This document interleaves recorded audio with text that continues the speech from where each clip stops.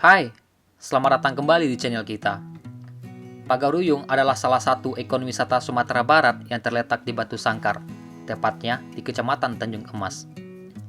Jika Anda pergi ke arah selatan kota Batu Sangkar lebih kurang 5 km, Anda akan menemukan sebuah bangunan besar berbentuk rumah gadang berlantai 3. Namun, Istana Ubasa yang berdiri sekarang sebenarnya adalah replika dari yang asli. Istana Ubasa yang asli terletak di atas Bukit Batu Patah dan dibakar habis pada tahun 1804 oleh kaum Padri, yang pada saat itu memerangi para bangsawan dan kaum adat. Istana tersebut kemudian didirikan kembali, namun kembali terbakar pada tahun 1966. Kemudian pada tahun 2007 kembali terbakar akibat sambaran petir yang menyambar di puncak istana. Beberapa cerita mengatakan bahwa Pagaruyung adalah salah satu kerajaan yang pernah berkuasa di Minangkabau. Hal ini ditandai dengan berdirinya sebuah bangunan besar di tepi jalan arah selatan Batu Sangkar. Namun, apakah bangunan yang megah ini merupakan singgasana Raja Pagaruyung dahulunya? Atau hanya ikon pariwisata semata? Oke, sebelum kita lanjut ke isi videonya, jangan lupa klik tombol subscribe dan aktifkan loncengnya agar kamu tidak ketinggalan video berikutnya dari kami. Dalam sistem pemerintahan Minangkabau terdapat istilah Rajo Tigo Selo. Yang pertama adalah Rajo Adat yang bertugas mengurus segala macam permasalahan adat.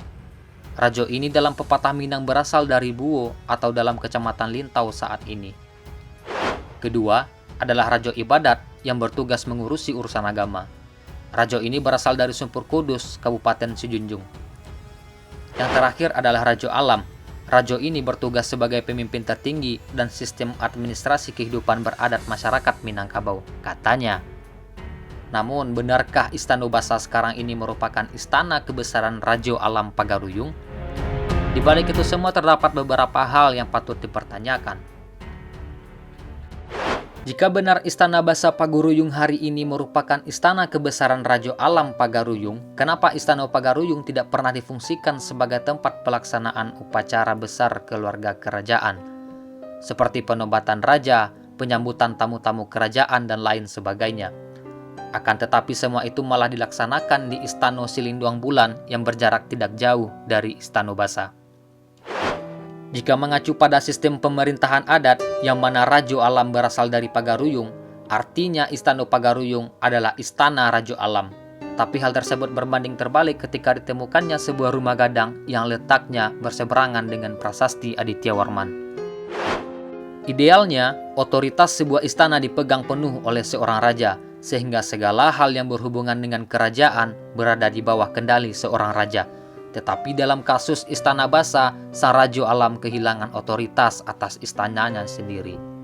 Malah pemerintah dan dinas terkaitlah yang punya otoritas atas Istana Basa hingga saat ini. Jadi apakah Istana Pagaruyung masih murni milik pemerintahan adat atau milik pemerintahan administratif guna kepentingan pariwisata semata? Jawaban atas pertanyaan ini kami kembalikan kepada teman sekalian. Oke, sekian dulu video dari kita. Jika kamu rasa video ini bermanfaat, bagikan pada yang lain agar mereka juga tahu apa yang kamu tahu.